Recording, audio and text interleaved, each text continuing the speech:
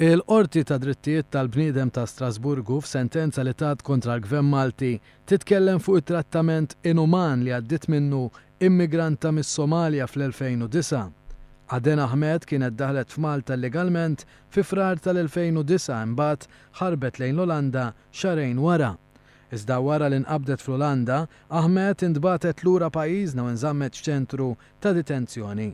Mis-sentenza li ħarġet mill-Qorti ta' Drittijiet tal-Bniedem ħareġ li dal-każ li seħħ fi żmien Gvern Nazzjonalista l-immigranta ġiet trattata ħażin ħafna. Kienet ilmentat li tħallit fil-kesħa u nieqsa minn affarijiet bażiċi u bżonjużi. Intqal ukoll li l-immigranti f'dan iċ-ċentru ta' detenzjoni kellhom nuqqas ta' ikel u mingħajr aċċess għall-arja friska. Ahmed għaddiet minn dawn il-kundizzjonijiet f'14-il xahar li kienet miżmuma fiċ-ċentru ta' detenzjoni. Il-Qorti ta' Drittijiet tal-Bniedem irrimarkat li dak iż-żmien il-proċedimenti tad diportazzjoni tal-immigranti ma kinux fis-seħħ u l-Gvern Nazzjonalista ta' dak iż-żmien ma ħax il-passi biex Ahmed titneħħa minn dan iċ-ċentru ta' detenzjoni.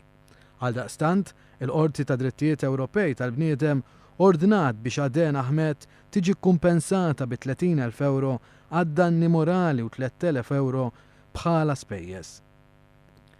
Intant l-istess qorti sabet lil Malta ħatja ta' ksur tal-liġi Ewropea ta' drittijiet tal-bniedem dwar każ li seħħ fl-2011.